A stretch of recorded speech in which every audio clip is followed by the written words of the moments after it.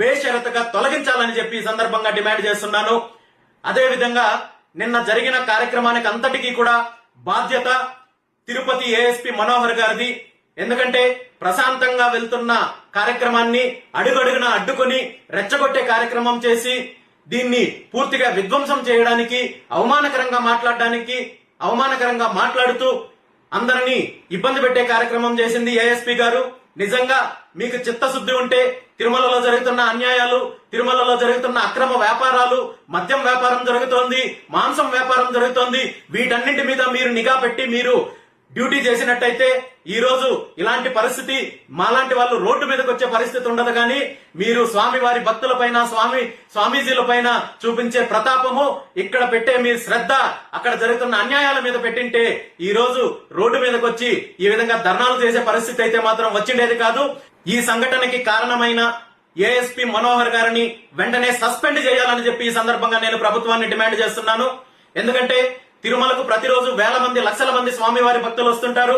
స్వామివారి భక్తులను నీచంగా మాట్లాడటము, దురుసుగా ప్రవర్తించడము చేస్తే ఇది కోట్లాది మంది స్వామివారి భక్తుల మనోభావాలను దెబ్బతీసినట్టు ఉంటుంది. ఇలాంటి అధికారులు తిరుపతి, తిరుమల లాంటి పవిత్రమైన క్షేత్రంలో విధులు నిర్వహించడానికి అర్హత లేదు. కాబట్టి వెంటనే ఏఎస్పీ గారిని సస్పెండ్ చేసి చర్యలు తీసుకోవాలని చెప్పి ఈ సందర్భంగా నేను ప్రభుత్వాన్ని డిమాండ్ చేస్తున్నాను. దాంతో పాటు మేము ఏ డిమాండ్లతో అయితే నిన్న కార్యక్రమాన్ని మొదలు పెట్టామో ఆ డిమాండ్లన్నింటినీ కూడా ప్రభుత్వం నెరవేర్చాలని చెప్పి ఈ సందర్భంగా తెలియజేస్తున్నాను. ఇందులో ప్రధానంగా ఉన్న 3 డిమాండ్లు 7 రోజుల్లోపు పరిష్కారం చేయాలని చెప్పి ఈ సందర్భంగా నేను డిమాండ్ చేస్తున్నాను. అందులో ముఖ్యంగా తిరుమల పాదాల చెంత ఉన్న అలిపిరి వద్ద ఉన్న స్థలాన్ని ఏదైతే జీవో నంబర్ 24 ద్వారా ప్రైవేటు హోటల్స్ కట్టబెట్టారో ఆ జీవోను వెంటనే రద్దు చేసి ఆ స్థలాన్ని టీటీడీకి అప్పగించి స్వామివారి భక్తుల సౌకర్యం కోసం కావచ్చు, వసతి కోసం కావచ్చు అక్కడ వినియోగించాలని చెప్పి డిమాండ్ చేస్తున్నాము. అదేవిధంగా గతంలో ముఖ్యమంత్రి గారు ఏదైతే ఆరోపణ చేశారో లడ్డు విషయంలో కావచ్చు, ప్రసాదాల విషయంలో కావచ్చు, కల్తీ నెయ్యి వల్ల అపచారం జరిగిందని, దీనికి శాశ్వత పరిష్కారం కోసము టీటీడీ ఆధ్వర్యంలో సొంతంగా డైరీ ఏర్పాటు చేయాలని చెప్పి దానికి పూర్తిగా నేను సహకరిస్తానని చెప్పి కూడా తెలియజేయడం జరిగింది. టీటీడీ ఆధ్వర్యంలో డైరీ ఏర్పాటు మీకు సాధ్యమా కాదా అనే విషయాన్నైనా ప్రకటించాలని చెప్పి ఈ సందర్భంగా డిమాండ్ చేస్తున్నాను. దాంతో పాటు ఈ రోజు రాష్ట్రంతో పాటు దేశవ్యాప్తంగా ఉన్న అనేక మంది స్వామివారి భక్తులు తిరుమలకు రావాలంటేనే భయపడే పరిస్థితి వచ్చింది. ఎందుకంటే తిరుమలలో పూర్తిగా విఐపి సాంప్రదాయం నడుస్తోంది. రికమెండేషన్ ఉంటే తప్ప దర్శనమయ్యే పరిస్థితి లేదు అనే ఒక రకమైన వాతావరణాన్ని సృష్టించారు. కాబట్టి ఇది వాస్తవం. కాబట్టి తిరుమల వెంకటేశ్వర స్వామి దర్శన విషయంలో పూర్తిగా విఐపి విధానాన్ని రద్దు చేసి అందరికీ ఒకే రకమైన దర్శన ఏర్పాటు చేసే కార్యక్రమానికి కూడా వెంటనే పూనుకోవాలని చెప్పి ఈ 3 డిమాండ్లు 7 రోజుల్లోపు నెరవేర్చాలని చెప్పి ప్రభుత్వాన్ని డిమాండ్ చేస్తున్నాను. ఎందుకంటే ఈ 3 అంశాలపైన నిర్ణయం తీసుకోవడానికి రాజ్యాంగాన్ని మార్చాల్సిన పని లేదు. లా అండ్ ఆర్డర్ సమస్య కాదు. ఇది వేరే ఎటువంటి న్యాయపరమైన ఇబ్బందులు ఉండవు. కాబట్టి ఖచ్చితంగా ముఖ్యమంత్రి చంద్రబాబు నాయుడు గారు దీనిపైన నిర్ణయం తీసుకోవాలని డిమాండ్ చేస్తున్నాను. ఎందుకంటే ముఖ్యమంత్రి గారు అధికారంలోకి వచ్చిన వెంటనే చెప్పిన మాట, నేను చేసే ప్రక్షాళన తిరుమల నుండి నేను మొదలు పెడతానని చెప్పారు. మీరిచ్చిన మాటను నిలబెట్టుకోవాలని చెప్పి ఈ సందర్భంగా డిమాండ్ చేస్తున్నాను. ఎందుకంటే ఇప్పటికే అనేక రకాలుగా తిరుమలలో జరిగిన తప్పిదాల వల్ల కావచ్చు, అపచారాల వల్ల కావచ్చు, ప్రపంచ వ్యాప్తంగా ఉన్న కోట్లాది మంది భక్తుల మనోభావాలు దెబ్బతిన్నాయి. ఇప్పటికైనా మీ విధానాన్ని మార్చుకొని ప్రక్షాళన చెయ్యాలని డిమాండ్ చేస్తున్నాను. అలా చెయ్యనట్టయితే ఖచ్చితంగా రాబోయే రోజుల్లో ఉద్యమాన్ని తీవ్రతరం చేస్తాము. మీకు కనుగొప్పు కలిగించి అక్కడ ప్రక్షాళన చేపట్టేంత వరకు కూడా ఉద్యమం చేస్తామని చెప్పి ఈ సందర్భంగా తెలియజేస్తున్నాను. దీనిపైన ముఖ్యమంత్రి చంద్రబాబు నాయుడు గారు నిర్ణయం తీసుకోవాలి.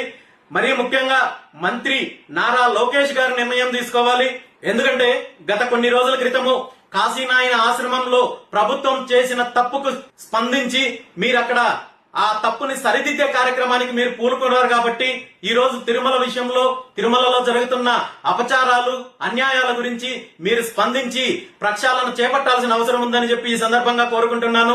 ఇక ఈ రాష్ట్రంలో సనాతన ధర్మాన్ని ఉద్ధరించడానికి నేను పుట్టానని చెప్పుకునే డిప్యూటీ సీఎం పవన్ కళ్యాణ్ గారిని ఈ విషయంలో ఇన్వాల్వ్ చెయ్యదలుచుకోలేదు. ఎందుకంటే ఆయన సనాతన ధర్మాన్ని ఎప్పుడో వదిలిపెట్టేశారు.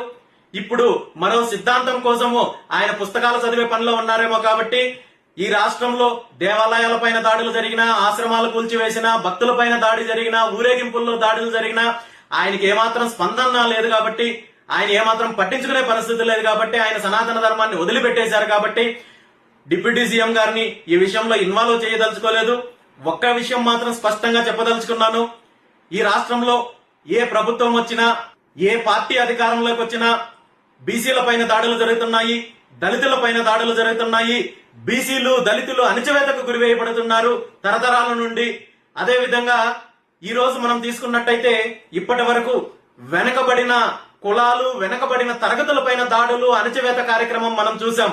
ఈ రోజు రాష్ట్రంలో అత్యధిక శాతం జనాభా ఉన్న హిందూ మతం ఏదైతే ఉందో, హిందూ మతాన్ని కూడా వెనకబడిన మతంగా ఈ ప్రభుత్వాలు, పార్టీలు పరిగణించే పరిస్థితి వచ్చింది.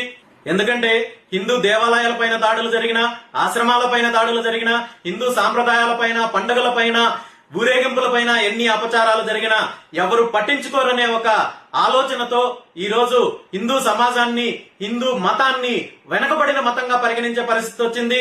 కానీ ఒక్కటే చెప్తున్నాను, ఈ రాష్ట్రంలో బీసీలకు అన్యాయం జరిగినా, దళితులకు అన్యాయం జరిగినా, హిందూ మతానికి అన్యాయం జరిగినా, మహిళలకు అన్యాయం జరిగినా, యువతకు అన్యాయం జరిగినా బీసీవై పార్టీ పోరాటం చేస్తుంది, ఉద్యమం చేస్తుంది. దీనికి మీరు ఎన్ని ఇబ్బందులు పెట్టినా, అక్రమ కేసులు పెట్టినా, ఎన్ని చేసినా మా పోరాటం ఆగదని చెప్పి ఈ సందర్భంగా తెలియజేస్తున్నాను. Thank you.